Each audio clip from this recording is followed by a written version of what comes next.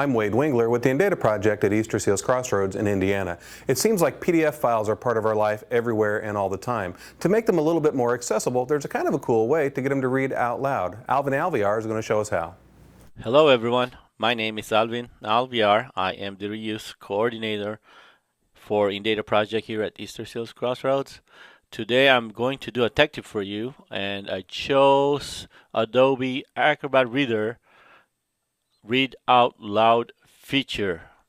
Adobe Acrobat Reader is a PDF viewer. PDF stands for Portable Document Format. It has become an industry standard. If you have a Word document and you want to share it out on the internet or email it to somebody, it's more often easier for them or universally to be able to read it universally using a PDF reader if they do not have a Word software application.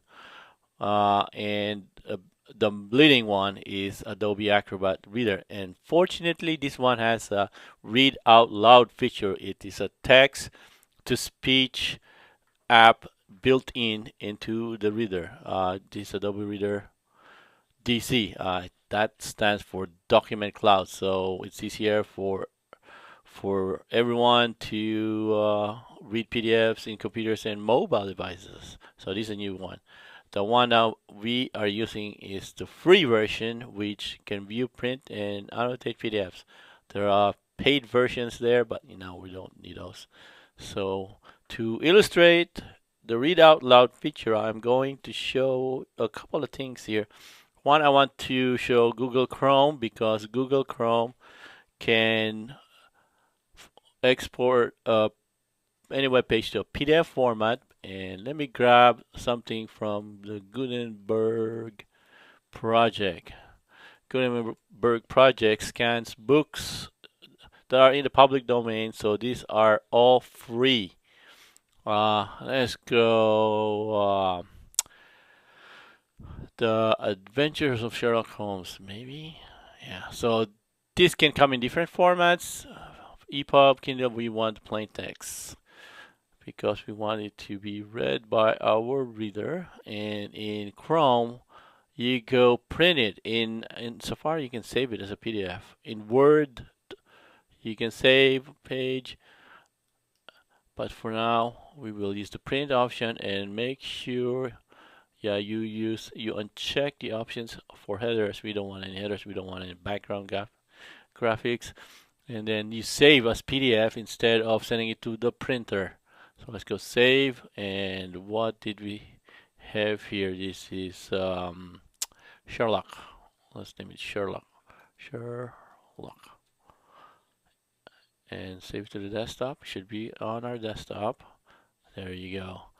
Now, because I'm using a Mac here, the default will be a preview application. No, we don't want that. We want Adobe Acrobat Reader. And now we don't need all that stuff on the side there. So there you go. To use the read out loud feature, it's right there under the view pop out pull down menu, and we need to activate it. So there are shortcut keys there also that you can use, and there we have two options. You can read the page or read to the end of the document. And then there's the resume and stop options there. There are the command keys. It's a different command keys for a PC, of course.